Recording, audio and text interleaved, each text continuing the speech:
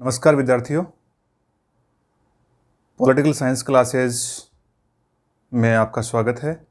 ये government girls college हेतमसर का learning का ई प्लेटफॉर्म है और आज हम लोग बीए पार्ट फर्स्ट की पॉलिटिकल साइंस की इंट्रोडक्शन क्लास लेंगे और आज के इस पूरे के पूरे व्याख्यान में हम लोग पॉलिटिकल साइंस का अध्ययन शुरू नहीं कर रहे हैं, बल्कि पॉलिटिकल साइंस के अध्ययन से पूर्व की जो उसकी पृष्ठभूमि है, उसका अध्ययन हमें कैसे करना है, कौन सी शैलियाँ हैं, कौन से विचार हैं, कौन से उपागम हैं, उसके आधार पर हम अध्ययन करेंगे। ये हमें सीखना है आज। तो मोटे तौर पर आज के व्याख्यान के लिए मैं आपसे अपेक्षा करता हूँ कि आप अपने कॉपी और डायरी के साथ तैयार रहेंगे और जहाँ भी आपको आवश्यक लगेगा आप वीडियो को पॉज करेंगे बीच में और जो फैक्ट्स हैं, जो बातें हैं, वो एक नोट्स के रूप में तैयार करेंगे। तो आज की इंट्रोडक्शन जो क्लास है उसमें मोटे तौर पर हम लोग 3-4 विषयों की बात करेंगे। 3-4 विषयों में जो प्रमुख विषय रहेगा वो ये रहेगा कि पॉलिटिकल साइंस है वो कैसे हमारे सिलेबस में शामिल है और एक अपनी जो डेली लाइफ है उसमें कैसे हमारे लिए पॉलिटिकल साइंस है वो उपयोगी है। एक परिप्रेक्ष्य हमारा ये रहेगा। दूसरा परिप्रेक्ष्य रहेगा परीक्षा के दृष्टिकोण से कि बीए पार्ट फर्स्ट की जो परीक्षा होगी विश्वविद्यालय की, या बात कर लूँ प्रतियोगी परीक्षाएँ जो होंगी और जिसमें पॉलिटिकल साइंस के सवाल आएंगे, उसके दृष्टिकोण से कैसे महत्वपूर्ण है। दोनों दृष्टिकोणों को हम शामिल करते हुए पॉलिटिकल साइंस की बात करेंगे। आज के इस व्याख्यान को मैं शुरू करूं उससे पहले मैं बता दूं आपको कि मैंने ये व्याख्यान इस लेवल के अनुसार तैयार किया है कि मैं ये समझता हूं कि आप सभी जो विद्यार्थी हैं, सभी छात्राएं हैं, उन्होंने पॉलिटिकल साइंस का अध्ययन नहीं किया है पहले और बिल्कुल आपके लिए नया है। आपने +2 या 12 तक जो सब्जेक्ट रहे हैं आपके, उसमें पॉलिटिकल साइंस आपको नहीं रहा है। मैं ये मान के चलूँगा और उसी दृष्टिकोण को ध्यान में रखते हुए आज की जो इस व्याख्यान की प्रमुख बातें हैं उनको मैं आपके सामने बताऊंगा आपको मैं। तो आज का जो हमारा जो क्लास है, आज की इंट्रोडक्शन क्लास है, तो उसका एक विषय मैं कह सकता हूँ आज की जो क्लास का विषय है वो है राजनीति विज्ञान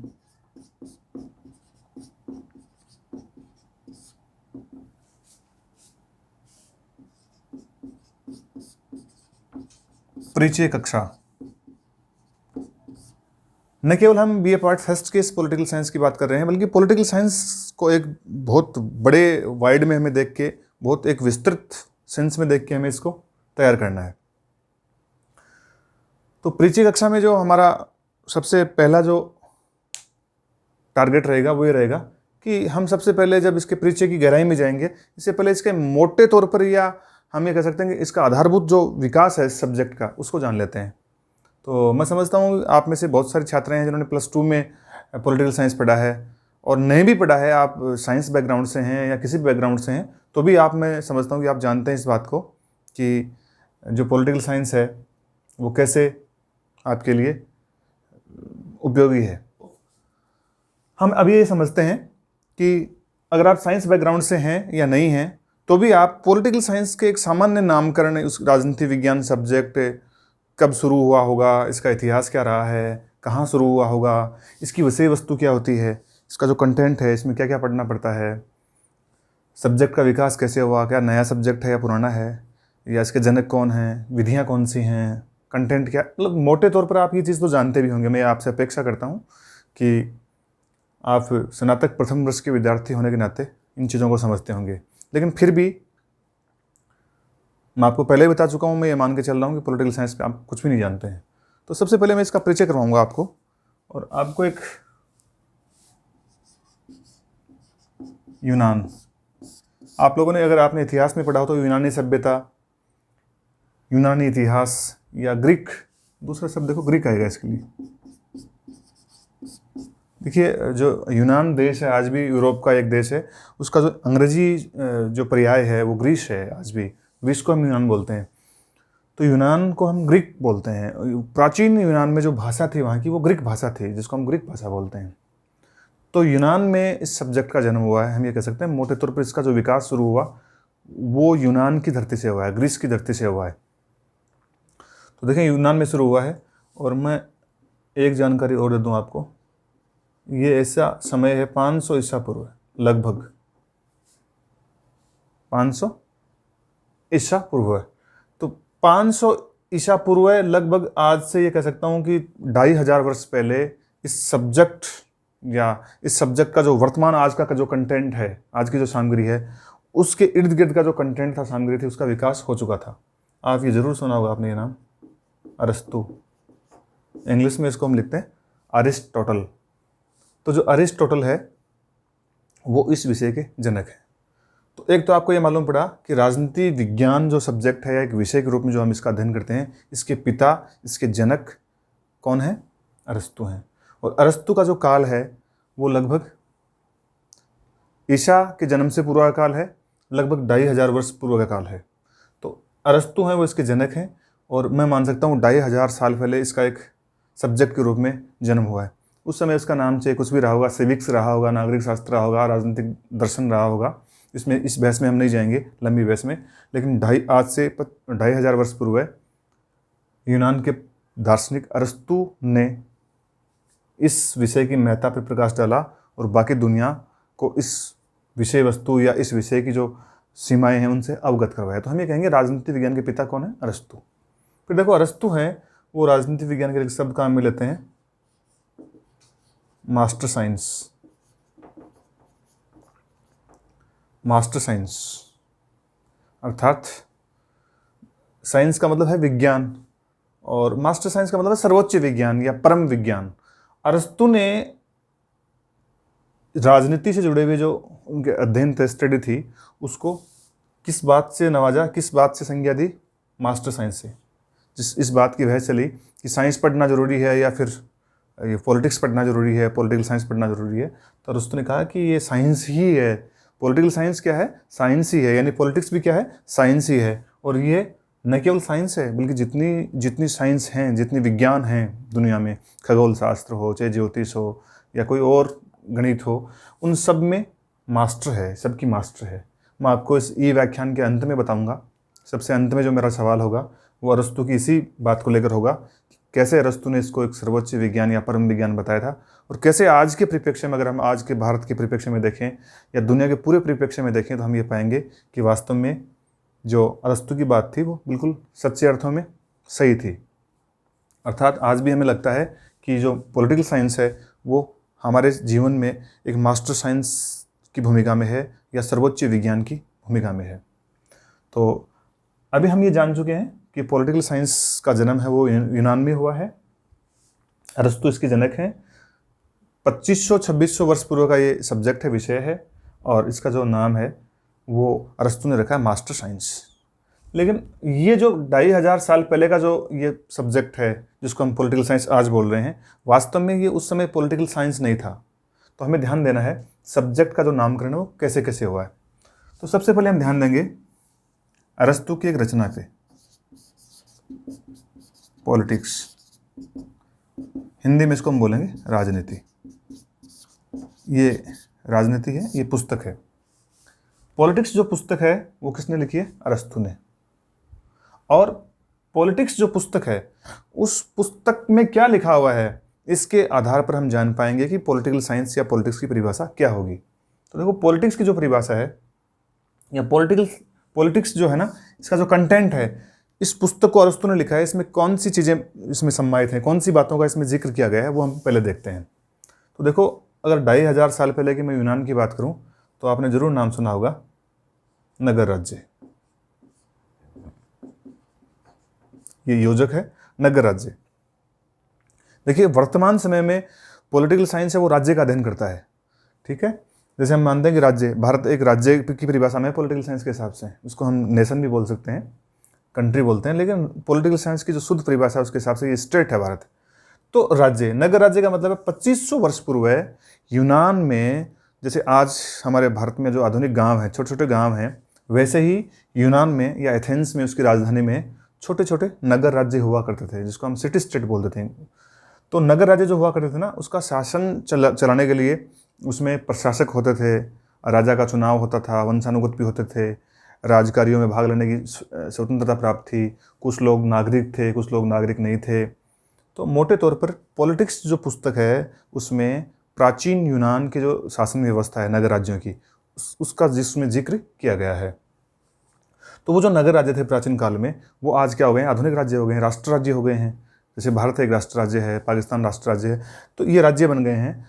कमोबेश पॉलिटिक्स जो पुस्तक है उसकी जो प्रमुख विषय वस्तु थी वो थी शासन और शासन की कला, कि शासन का संचालन कैसे होगा, शासन संचालन के सिद्धांत कैसे थे, इस बात पे फोकस करती थी।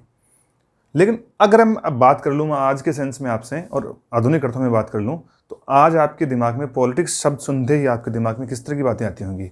कुछ एग्जाम्पल अगर मैं दूँ आपको, तो आप अपने दैनिक जीवन में भी शायद पॉलिटिक्स शब्द को काम में लेते होंगे, और मैं आपको बिल्कुल दावे के साथ ये कह सकता हूँ कि आप निश्चित रूप से पॉलिटिक्स शब्द जो सुना आपने, वो निश्चित रूप से ही आपने नकारात्मक अर्थों में उसको ग्रहण किया है और नकारात्मक अर्थों में ही आपने उसको सुना है। आपने शायद गांव, चौपाल, शहर, कॉलेज, स्कूल, महाविद्यालय, परिवार, इस शब्द में शब्द को सुना होगा, ऐसे बोला गया होगा आपने, या खुद ने भी बोला होगा ऐसा शब्द कि इसमें पॉलिटिक्स हो गई, तू पॉलिटिक्स मत करना, पॉलिटिक्स नहीं होने देंगे, ये शब्द हमने सुने होंगे। या कोई पार्टी पॉलिटिक्स से मुझे कोई मतलब नहीं है, तू पॉलिटिक्स मत करना, वो पॉलिटिक्स हो गई बीच में, उस आदमी ने ये काम हो रहा था लेकिन उसमें बीच में पॉलिटिक्स को हटा दिया या पॉलिटिक्स को ले आया, भाई पॉलिटिक्स से दूर रहना, ये चीज़ें आपने सुनी होंगी दैनिक जीवन में। अब जब इस सेंस में आप पॉलिटिक्स को सुनते हो तो आपको लगता है कि ये बड़ा विचित्र शब्द है, घृणित शब्द है, और सामान्यतः आपके दिमाग में जो पॉलिटिक्स शब्द है उसकी संरचना है, जहाँ तक मैं समझ पा रहा हूँ, वो ये है कि ये नकारात्मक है, छल फरेब है, धोखा है, चिटिंग है, या एक दूसरे को फंसाने की प्रक्रिया है, या अधिक से अधिक आप सोचते होंगे तो शासन करने की कला है, या दांव पेच चलने की कला है, इससे अधिक आप नहीं सोचते हैं। लेकिन वास्तविक रूप से हम देखें तो पॉलिटिक्स शब्द जो था वो नगर राज्यों की शासन प्रणाली से जुड़ा हुआ था, और इसका नकारात्मक अर्थ हम लोगों ने ग्रहण किया है। तो जब मैं बात करूंगा विषय के नामकरण की, तो निश्चित रूप से आपके दिमाग में आएगा कि विषय का नामकरण पॉलिटिक्स क्यों नहीं हुआ। देखो, पॉलिटिक्स है,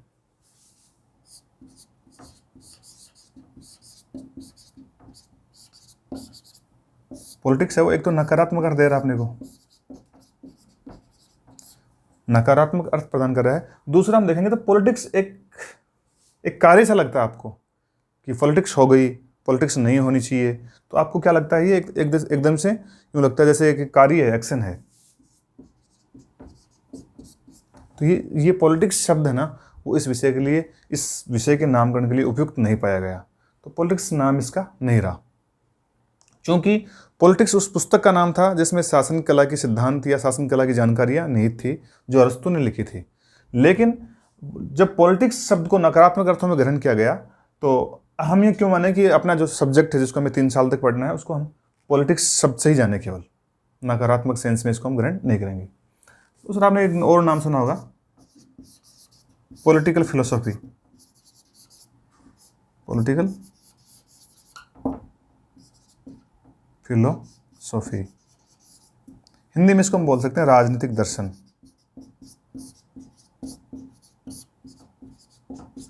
देखिए, पॉलिटिक्स के बाद में जो शब्द इसके लिए काम में आया है वो है राजनीतिक दर्शन। राजनीतिक दर्शन को हम बहुत गहरा इसका अध्ययन नहीं करेंगे, लेकिन केवल आपको मोटे तौर पर ये जान लेना है कि जो पॉलिटिकल फिलोसॉफी है या राजनीतिक दर्शन है, उसमें 2 चीज़ें निहित हैं, एक तो तथ्य और दूसरा मूल्य। इन 2 चीज़ों का समावेश है, नंबर 1 तथ्य, नंबर 2 मूल्य। तथ्य, फैक्ट, जो चीज़ फैक्ट है उसको हम तथ्य बोलेंगे। जैसे गणित के हिसाब से अगर मैं बोलूँ तो 2 और 2 4 होते हैं, ये एक तथ्य है, ठीक है। मूल्य का मतलब होता है जीवन मूल्य, जिनमें हमारे जीवन का जो लक्ष्य है वो क्या प्राप्त करना है, जैसे सुख, समृद्धि, प्रेम, सहानुभूति, सत्य, ईमानदारी, ये जीवन के मूल्य हैं। ये तो ये है मूल्य। तो राजनीतिक जो दर्शन है या पॉलिटिकल जो फिलोसफी है, उसका जो विषय है उसमें दोनों चीज़ शामिल हैं, तथ्य भी हैं, उसमें राजनीति विज्ञान के ऐसे तथ्य भी शामिल किए गए हैं, और साथ ही साथ मूल्यों की बात भी करी गई है। तो मूल्यों का मतलब हो गया कि राजनीति विज्ञान में तथ्य तो ये हो गए। राजनीति विज्ञान के हिसाब से अगर मैं बात करूँ तो पॉलिटिकल फिलोसफी में तथ्य क्या हो सकता है, तथ्य ये हो सकता है कि एक फैक्ट बात यह है कि चुनाव 5 साल से होते हैं, ये एक फैक्ट बात है। मूल्य क्या है, मूल्य यह है कि चुनाव 3 साल से होने चाहिए, या 2 साल से होने चाहिए, या ऐसे ऐसे होने चाहिए, मतलब जो हो नहीं रहा है लेकिन जो अच्छा हो सकता है उसकी कल्पना करना, ये मूल्य है। तो पॉलिटिकल फिलोसफी है, उसमें क्या है, तथ्यों के साथ मूल्यों का अध्ययन भी है। दूसरा, पॉलिटिकल जो फिलोसफी है उसमें जब मूल्यों की बात होती है तो ये लगता है जैसे कला है, विज्ञान नहीं है। एक आर्ट के रूप में इसको हम देखते हैं, यानी कला के रूप में हम देखते हैं, इसको विज्ञान के रूप में नहीं देखते हैं। तो कला और विज्ञान में बेसिकली दो अलग कंसेप्ट हैं। अब आज हम बात नहीं करेंगे कि राजनीति विज्ञान कला है या विज्ञान है, लेकिन मोटे तौर पर हम जानते हैं कि कार्य कारण सिद्धांत के आधार पर जब हम किसी विषय को पढ़ते हैं तो वो और निष्कर्षों का प्रतिपादन कर देते हैं तो वो वैज्ञानिक विषय है, वो विज्ञान है। और कला का मतलब है जो जीवन को सुंदर सरस बनाने वाला कोई विषय हो ऐसा। तो राजनीति विज्ञान है वो कला विज्ञान है, कला है या विज्ञान है, इस बहस में हम नहीं जा रहे हैं। हम ये समझ रहे हैं कि पॉलिटिकल जो फिलोसॉफी है उसमें दोनों चीज़ें निहित हैं, तथ्य भी इसमें शामिल हैं और मूल्य भी। और जब मूल्य इसमें शामिल हैं तो अपने आप में ये बात निहित है कि ये जो पॉलिटिकल फिलोसॉफी है इसका जो नेचर है वो कला को ग्रहण किए हुए है। विज्ञान का पुट इसमें कम है, कला का अधिक है। ठीक है, तो ये है। तीसरा अगर मैं बात करूं जिस सेंस में हम पढ़ते हैं और जो वर्तमान नामकरण है वो है पॉलिटिकल साइंस। पॉलिटिकल साइंस, देखिए पॉलिटिकल साइंस पॉलिटिकल फिलोसॉफी की बाद का नाम है। तो राजनीतिक दर्शन परंपरागत थोड़ा सा रुख लिए हुए है, या मैं कहता हूँ मूल्यपरक है या अवैज्ञानिक है। पॉलिटिकल साइंस जब इसमें साइंस सब जुड़ा हुआ है तो इसका मतलब है ये तथ्यात्मक है और वैज्ञानिक है। आगे जब हम कला और विज्ञान की तराजू पे पॉलिटिकल साइंस को कसेंगे कि विज्ञान है या कला है, तो मैं आपको वाइडली बताऊंगा, विस्तार से बताऊंगा कि पॉलिटिकल साइंस है वो कैसे विज्ञान है और कैसे कला है। लेकिन अभी हम ये जानते हैं कि पॉलिटिकल साइंस इसका वर्तमान नामकरण है पूरी दुनिया में। मैं जब इस समय आपको बता रहा हूँ तो चाहे वो कोई यूरोपीय विश्वविद्यालय होगा, चाहे अमेरिकन विश्वविद्यालय होगा, उसमें चाहे कोई ऑनर्स कोर्स होगा या कोई और पीजी कोर्स होगा, किसी भी स्तर पे स्नातक स्तर की होगी, ग्रेजुएशन की कोई पढ़ाई होगी, उसमें इस सब्जेक्ट का अध्ययन जैसे आप पॉलिटिकल साइंस के रूप में कर रहे हैं, ठीक वैसे ही पूरी दुनिया में भी इसको पॉलिटिकल साइंस के नाम से ही जाना जाता है। और ये एक सर्वमान्य फैक्ट है। तो इसमें को ध्यान देना है। एक 1948 में 1948 में जो यूनेस्को है, यूनेस्को ये यूएनओ की एक विशिष्ट एजेंसी है जो पूरी दुनिया में काम करती है। तो यूनेस्को के तत्वाधान में यूनेस्को ने एक सम्मेलन का आयोजन किया जिसमें दुनिया भर के जो राजनीति विज्ञानी हैं, राजनीति विज्ञान का अध्ययन करने वाले हैं, जो स्कॉलर हैं, वो इकट्ठा हुए थे। और इन्होंने सर्वसम्मति से फैसला किया कि भविष्य में इस सब्जेक्ट को राजनीति विज्ञान के नाम से जाना जाएगा। ये जो परिभाषा है इसकी पॉलिटिकल साइंस, ये जो नामकरण है इसके लिए उचित है। तो पूरी दुनिया में इसको पॉलिटिकल साइंस के नाम से जाना जाता है। अब मैं आपको ये बता चुका हूँ कि पॉलिटिकल साइंस है उसका जन्म यूनान में हुआ है, और जन्म के साथ ही मैं आपको ये भी बता चुका हूँ इसका नामकरण है वो किस तरह से हुआ है। अब मैं आपको एक कॉमन सेंस के आधार पर एक सवाल आपसे पूछता हूँ कि अरस्तु इस सब्जेक्ट के जनक हैं, राजनीति विज्ञान के जनक कौन है? अरस्तु हैं। तो जो पॉलिटिकल साइंस शब्द है, पॉलिटिकल साइंस ये जो शब्द है ये सबसे पहले किसने प्रयुक्त किया है? क्या अरस्तु ने इस सब्जेक्ट का नाम पॉलिटिकल साइंस रखा है? नहीं, आपको ध्यान देना है। अरस्तु पॉलिटिकल साइंस जो वर्तमान में पॉलिटिकल साइंस है उसमें उसका जो कंटेंट है उसके लिए जो अरस्तु ने शब्द काम में लिया वो केवल पॉलिटिक्स शब्द काम में लिया है। पॉलिटिकल साइंस शब्द है ना, इसमें एक ये इंपॉर्टेंट बात है। एक तो गॉडविन,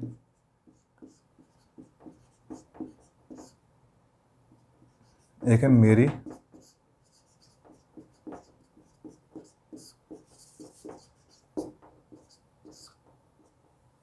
मेरी वुल्स्टोक्राफ्ट, ये अलग नाम से मिल सकता है आपको, गॉडविन और मेरी वुल्स्टोक्राफ्ट। इन्होंने सबसे पहले इस विषय के लिए जिसका हम अध्ययन कर रहे हैं पॉलिटिकल साइंस शब्द काम में लिया है। यानी पॉलिटिकल साइंस शब्द जो सबसे पहले काम में लिया है वो इन्होंने लिया, गॉडविन और मेरी वुल्स्टोक्राफ्ट ने। इनकी एक संयुक्त कृति थी, इसको आप वुल्स्टोनेक्राफ्ट भी बोल सकते हो। उस संयुक्त कृति में इन्होंने सबसे पहले इस वर्तमान विषय के लिए पॉलिटिकल साइंस शब्द का प्रयोग किया है। तो पॉलिटिकल साइंस शब्द का प्रयोग किसने किया है? गॉडविन और वेरी वुल्स्टोक्राफ्ट ने। ये दूसरी बात है, ठीक है। तो दो सवाल अपने तैयार हुए अभी तक। तो एक तो पॉलिटिकल साइंस का जनक अरस्तु है, अरिस्टोटल यूनानी, और दूसरा पॉलिटिकल साइंस शब्द का सबसे पहले प्रयोग जो आज हम काम में ले रहे हैं, पूरी दुनिया काम में ले रही है, बल्कि पॉलिटिकल साइंस उसको इन्होंने काम में लिया सबसे पहले। अब हम लोग एक पॉलिटिकल साइंस की एक सामान्य परिभाषा बनाने का प्रयास करेंगे, और उस परिभाषा का मतलब ये नहीं है कि ये परिभाषा जो आपकी है ये कोई बीए पार्ट फर्स्ट की आपकी पुस्तक जो है उसमें लिखी हुई है, या ये परिभाषा कोई परीक्षा में आएगी, या उसको ठीक जैसा मैं बता रहा हूँ वैसा ही याद करना है। वास्तव में पॉलिटिकल साइंस के सिलेबस में जो चीज़ें शामिल हैं, जो इंटायर सिलेबस में शामिल हैं पूरे समग्र रूप से, उसको छोड़ते हुए मैं आपको एक परिभाषा बनाने का प्रयास करूँगा कि राजनीति विज्ञान क्या है। जब हम पढ़ चुके हैं कि राजनीति नकारात्मक अर्थों में है, राजनीतिक दर्शन अलग है जिसमें चिंतन मनन है और आदर्शों की स्थापना के लिए दार्शनिक पत्ति काम में ली गई है।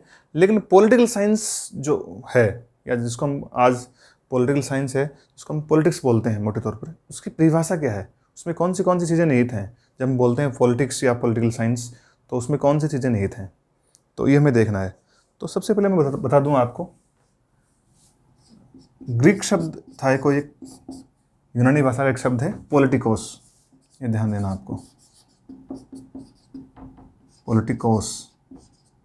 ग्रीक शब्द पॉलिटिकोस से शब्द बना पॉलिटिक्स, और पॉलिटिक्स जो शब्द है ना, ये अंग्रेजी का है और ये है ग्रीक है, और ये अंग्रेजी में। हिंदी में हम बोलते हैं इसको राजनीति। पॉलिटिक्स के जो शब्द काम में आता है वो आता है राजनीति। तो पॉलिटिक्स जो राजनीति है उसको हम देखेंगे। तो इसकी एक सामान्य, अगर मैं परिभाषा बनाऊंगा पॉलिटिक्स की, तो सामान्य परिभाषा ये होगी कि राजनीति या राजनीति विज्ञान एक ऐसा सिद्धांत है जो दूसरे के जो व्यवहार हैं उसको प्रभावित करता है या प्रभावित करने का कार्य करता है। अन्य व्यक्तियों को प्रभावित करने की कला है, मैं ये कह सकता हूँ इसको। तो पॉलिटिक्स की जो परिभाषा है या राजनीति विज्ञान की जो परिभाषा है, उसमें कौन सी चीज़ें अपने को शामिल करती हैं, तो शामिल करनी है नंबर 1, अन्य व्यक्तियों को प्रभावित करना,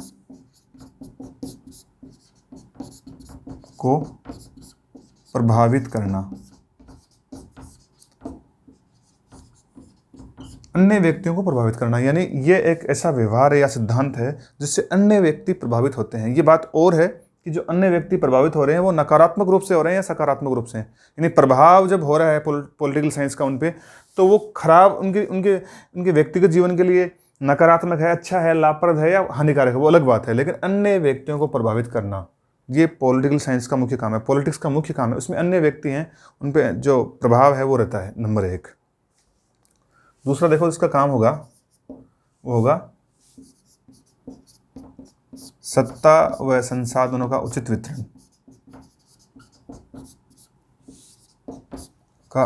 वितरण और नंबर 3 निर्णय प्रक्रिया।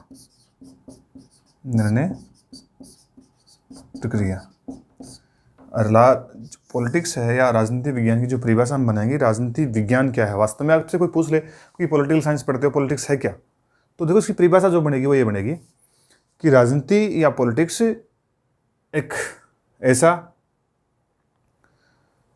विषय है या ऐसा क्षेत्र है जिसमें अन्य व्यक्तियों को प्रभावित किया जाता है एवं किसी समूह में, किसी समाज में, किसी सोसाइटी में या ग्रुप में सत्ता व संसाधनों के उचित वितरण का फैसला किया जाता है। यानी इसका माध्यम क्या है, पॉलिटिक्स ही है। राजनीति है, उसके माध्यम से कौन से काम हो रहे हैं, एक तो ये हो रहा है कि अन्य व्यक्तियों को प्रभावित कर रहा है।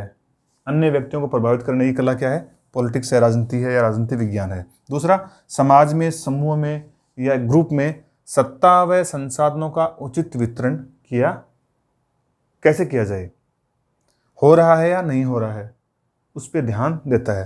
देखो सत्ता का मतलब है शासन, सरकार। तो सत्ता किसके पास रहेगी, किस तरीके से रहेगी, कितने अवधि के लिए रहेगी, क्यों रहेगी, उपयोग कैसे होगा, ये सारे के सारे किसके विषय हैं, पॉलिटिक्स के विषय हैं। संसाधनों का उचित वितरण, संसाधनों का देखो वितरण का मतलब है, संसाधन हम मान सकते हैं अधिकार, संसाधन है व्यक्ति, संसाधन का मतलब है ऐसे सभी चीज़ें जो व्यक्ति के लिए उपयोगी हैं वो संसाधन हैं। तो व्यक्ति के लिए अधिकार उपयोगी हैं, राइट्स जो हम बोलते हैं, कर्तव्य उपयोगी हैं, या उसको जो कुछ भी कानून, नियम, कायदे जो मिल रहे हैं संविधान से, कानून से, शासन से, वो सारे उसके लिए संसाधन हैं। अगर मैं बात कर लूँ तो कुछ भौतिक संसाधन भी हैं, जैसे उसको ज़मीन मिली हुई है, उसको घर मिला हुआ है, उसके पास लैंड है, तो वो प्राकृतिक संसाधन है। तो समाज में या समूह में सत्ता किसके पास रहेगी, कैसे रहेगी, किस तरह से काम में आएगी, किस तरह से काम में नहीं आएगी, और संसाधन किसको कितने मिलेंगे। तो संसाधनों में अधिकार, जैसे मान लो हम कहते हैं कि भाई रिजर्वेशन का जो अधिकार है वो SC ST को ज़्यादा मिला हुआ है, OBC को कम मिला हुआ है, जनरल को बिल्कुल नहीं मिला हुआ है। तो वास्तव में क्या है, वो संसाधन है, समाज में वो संसाधन है, उसके वितरण का अध्ययन कहाँ पे होता है, पॉलिटिकल साइंस में, पॉलिटिक्स में होता है। और फिर अंतिम निर्णय प्रक्रिया, कि समूह में जो निर्णय प्रक्रिया वो कैसी रहेगी, निर्णय प्रक्रिया में कौन कौन लोग भागीदार रहेंगे, निर्णय प्रक्रिया से कौन कौन प्रभावित होगा और निर्णय प्रक्रिया कैसी रहेगी। ये सब किसके विषय हैं, पॉलिटिक्स के विषय हैं और राजनीति के विषय हैं या राजनीति विज्ञान के विषय हैं। तो एक कंसोलिडेट अगर मैं इसकी परिभाषा बनाऊं, डेफिनेशन बनाऊं, तो क्या बनेगी, पॉलिटिक्स की जो परिभाषा बनेगी कैसी बनेगी कि पॉलिटिक्स यानी राजनीति के माध्यम से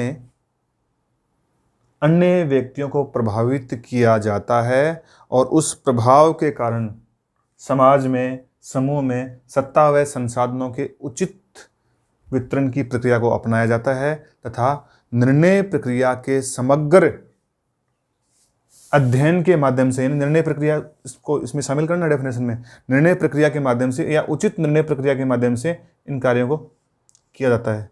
यानी उचित निर्णय प्रक्रिया या किसी भी निर्णय प्रक्रिया को अपनाकर सत्ता व संसाधनों का उचित वितरण समाज में या समूह में कर देना जिससे अन्य व्यक्ति प्रभावित हो जाएं, यही पॉलिटिकल साइंस है। ये इसकी मैंने बैक रिवर्स डेफिनेशन आपको बताई है, ये ध्यान देना है इसमें। तो इसमें 2-3 शब्द आए, देखो सत्ता आई है, एक तो संसाधन। तो मैं बता चुका हूँ सत्ता का मतलब, आप ये अपने आप में बड़ा चैप्टर रहेगा, अपने 5-6 लेक्चर इस पे सत्ता पे होंगे, लेकिन हमें आज की इस डेफिनेशन के हिसाब से ये समझ लेना है कि सत्ता का मतलब यहाँ पे केवल और केवल सरकार से है, पावर से है। बाकी इसके हम वाइड परिभाषा करेंगे, ठीक है। अगर मैं बात करूँ इस पॉलिटिक्स के बारे में, और पॉलिटिक्स के बारे में एक फेमस कोट की बात करूँ, या तो आपने एक्टन का नाम सुना होगा, नहीं भी सुना है तो उसके बारे में बता दूँ मैं आपको। पॉलिटिक्स के बारे में उनकी एक डेफिनेशन है, या पॉलिटिक्स के बारे में उनकी मैं ये कह सकता हूँ कि एक कहावत है, मशहूर उद्धरण है उनका, जो उन्होंने राजनीति के बारे में कहा है, या मैं कह सकता हूँ राजनीति को उन्होंने सत्ता के साथ जोड़ के जो कहा है वो बता देता हूँ आपको। जो लॉर्ड एक्टन है, लॉर्ड एक्टन ये कहते हैं, इसका पूरा नाम है लॉर्ड डेल्वर एक्टन। लॉर्ड डेल्वर एक्टन ये कहते हैं कि सत्ता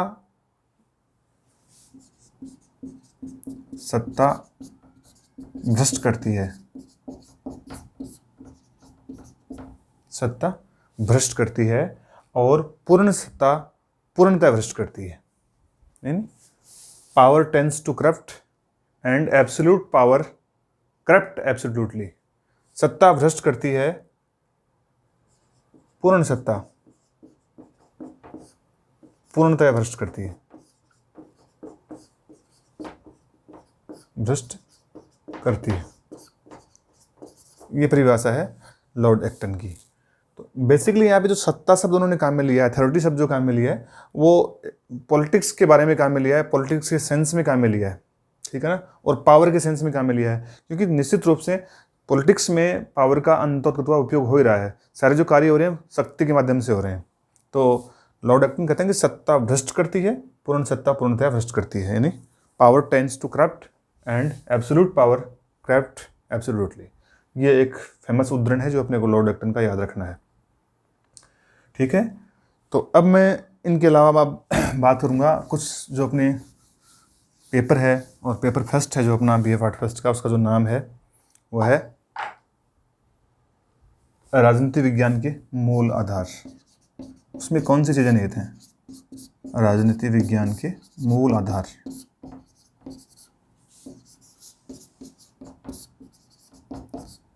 देखो उसमें जो सिलेबस है, इसमें जो कवर किया गया है, उस सिलेबस का ओवरव्यू हम देख रहे हैं, उसको हम पढ़ेंगे नहीं, बल्कि मैं बताऊंगा आपको कि कैसे फर्स्ट जो पेपर है राजनीति विज्ञान के मूल आधार, उसको 3 तरह से बांटा गया है, A, B और C। तो इन तीन जो यूनिट बनाई गई हैं सिलेबस की, वो अलग अलग बनाई गई हैं।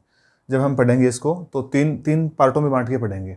तो पहला जो इसका यूनिट है ना, जो पहला भाग है सिलेबस का, उस पहले भाग में क्या पढ़ेंगे हम लोग, हम पढ़ेंगे राजनीति विज्ञान का परंपरागत और आधुनिक दृष्टिकोण। अर्थात पॉलिटिकल साइंस जो पुराना था, प्राचीन था, मैं बता चुका हूँ 2500 साल पहले का है। तो पुराना राजनीतिक विज्ञान कैसा था और आधुनिक राजनीतिक विज्ञान कैसा है, प्राचीन राजनीतिक विज्ञान में कौन सी विधियाँ काम में लाई जाती थी, आधुनिक में कौन सी लाई जाती हैं, कौन सा राजनीतिक विज्ञान है जो अति शास्त्रीय, अति प्राचीन है, क्लासिकल है, और कौन सा है जो आधुनिक है, और वो प्राचीन से आधुनिक कैसे बना है, ये देखना है। मोटे तौर पर इसका जो विभाजन होगा वो सेकेंड वर्ल्ड वार के बाद हम करेंगे इसको। तो राजनीति विज्ञान के उपागम इसमें हैं, अध्ययन की पद्धतियां हैं, प्राचीन राजनीति विज्ञान, और राजनीति विज्ञान का अन्य जो विषय हैं, अन्य जो समाज विज्ञान के विषय हैं, मानविकी के जो विषय हैं, समाजशास्त्र, अर्थशास्त्र है, इतिहास है, भूगोल है, इनके साथ इसका संबंध कैसा है, पॉलिटिकल साइंस इनके साथ कैसे अटैच में है। ठीक है। दूसरा जो है इसका सेक्शन, और इसी सेक्शन में मैं बता दूं आपको, सत्ता, शक्ति, वैधता, ये तीनों जो चैप्टर एक साथ हम इनको पढ़ेंगे। शक्ति, सत्ता, वैधता, या सत्ता, शक्ति, वैधता, जो भी आपके लीजिएगा, ये इसी में आएंगे। फिर देखो व्यवहारवाद और उत्तर व्यवहारवाद, व्यवहारवाद एवं उत्तर व्यवहारवाद, ये भी इसी यूनिट में शामिल किया गया है। अगर मैं बात करूँ यूनिट बी की, तो इसमें देखो राजनीतिक आधुनिकीकरण, राजनीतिक विकास, इसके अलावा संविधानवाद, लोकतंत्र, निरंकुश तंत्र, यानी जो विभिन्न प्रकार की शासन प्रणालियां हैं वो इस यूनिट में समाहित की गई हैं। ठीक है। यूनिट सी है, ये 3 नंबर का, थर्ड जो है अंतिम है, वो पूरा का पूरा विचारधारा पर आधारित है।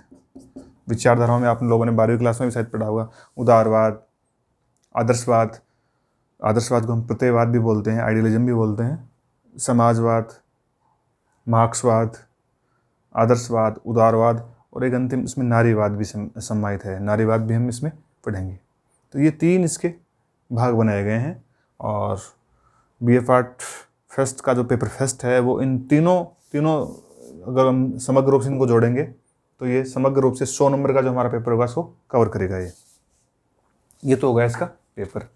और जब ये महाविद्यालय ओपन होंगे तो आपको इसकी हार्ड प्रति है वो उपलब्ध करवा दी जाएगी। अगर हम बात कर लूँ सवालों की, इसमें कैसे कैसे सवाल आते होंगे, पेपर कैसा होता होगा विश्वविद्यालय का, और किस तरह से प्रतियोगी परीक्षा में सवाल बनते हैं इन चैप्टरों से। तो एक तो देखो, मैं आपको एक विशेष आज के इस लेक्चर की जो मुख्य बात है वो बताना चाहूँगा। आप ये ध्यान रखें कि पॉलिटिकल साइंस पढ़ें हैं, कोई और सब्जेक्ट पढ़ें, आप शब्दों पे गहरी पकड़ आपकी होनी ज़रूरी है। जब भी आप बुक से पढ़ते हैं या टीचर आपको बोर्ड पे क्लियर कर रहा है तो उस शब्द का जो अर्थ है आप उसको ग्रहण नहीं करेंगे ठीक से, तब तक आप आगे नहीं बढ़ पाएंगे। तो शब्दों की पहचान को, आप शब्दों की समझ को विकसित करने का प्रयास करें, मैं ये समझता हूँ। और आप ज़रूर कमेंट करके कुछ शब्द जो मैं बोल रहा हूँ इस व्याख्यान में और जो आप समझ नहीं पा रहे हो तो आप बिल्कुल पूछ सकते हो उसमें। अब मैं बात करूँगा पेपर की। तो पेपर भी देखो मोटे तौर पर 3 भागों में बटा हुआ होगा, ए, बी और सी। इसका मतलब ये नहीं है कि पेपर जो सिलेबस ए, बी, सी 3 भागों में बटा हुआ है तो पेपर भी ऐसे ही बटा हुआ होगा कि ए भाग के सिलेबस से 1 भाग वाले प्रश्न आ जाएंगे, बी भाग वाले, ऐसा नहीं होगा। इसका बिल्कुल भिन्न अर्थ है। देखिए पार्ट ए में क्या होगा, 10 सवाल, और प्रत्येक जो सवाल है वो 2 नंबर का, कुल अंक हो गए इसके 20, और इसकी जो शब्द सीमा है वो 20 से 25 शब्द है।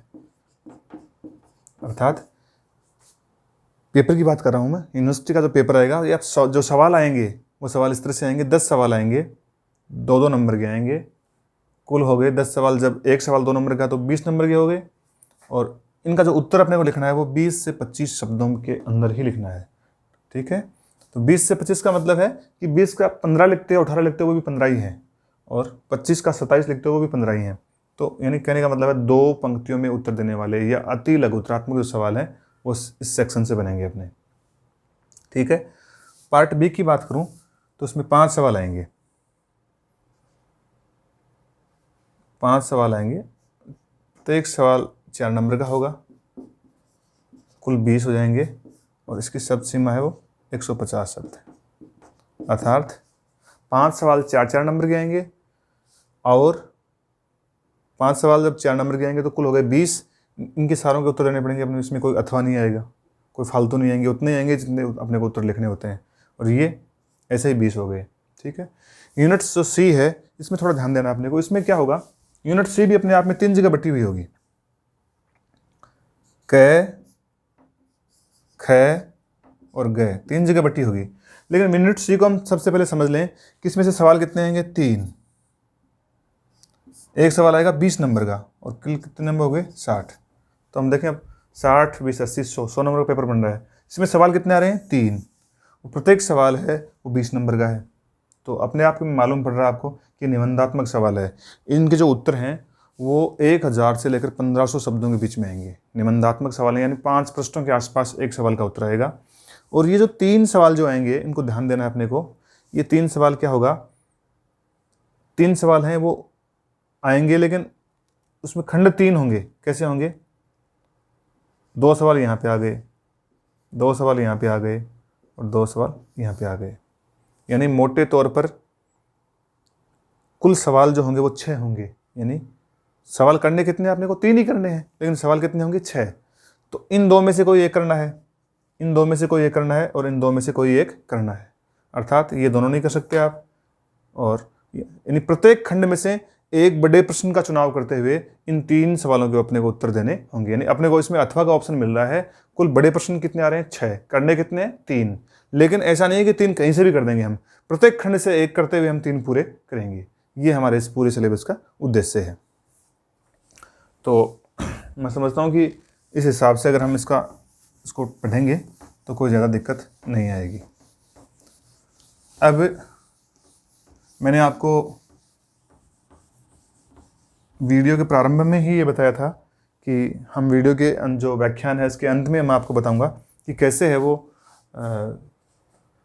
जो अरस्तु का कोटेशन है, अरस्तु का जो कथन है कि जो पॉलिटिकल साइंस है वो मास्टर साइंस है, बाकी साइंस नहीं है। देखो ये यूनान की बहस है, और उस समय लोगों में इस बात को लेकर विज्ञान के प्रति आकर्षण बढ़ रहा था। नई नई जो विद्याएं हैं, खगोल शास्त्र, ज्योतिष विद्या, ये गणित, तो ये सामने आ रही थी। तो इस तरह के जो विषय हैं इनको पढ़ने के में कोई बहुत ज़्यादा उत्सुकता नहीं थी। लेकिन अरस्तु ने कहा था कि ये मास्टर साइंस है, इससे बड़ी और कोई विज्ञान नहीं है। अगर हम वर्तमान परिप्रेक्ष्य में बात करें, पूरी दुनिया के विज्ञान की बात करें या विज्ञान और तकनीक की बात करें, अगर भारत की बात ही कर लें हम लोग, तो भारत में जो वैज्ञानिक प्रतिष्ठान है बड़े बड़े, चाहे वो इसरो हो जहाँ पे स्पेस रिसर्च हो रहा हो, चाहे DRDO जिसमें रक्षा अनुसंधान एवं विकास संगठन के नाम से जो हथियार हैं, आर्म्स हैं वो बन रहे होंगे, या फिर एम्स हो, या मेडिकल साइंस के बड़े बड़े इंस्टीट्यूट हों, किसी भी तरह के साइंस के इंस्टीट्यूट हों, वो सारे के सारे किसके नियंत्रण में हैं, वो पॉलिटिकल पावर के नियंत्रण में है। ठीक है।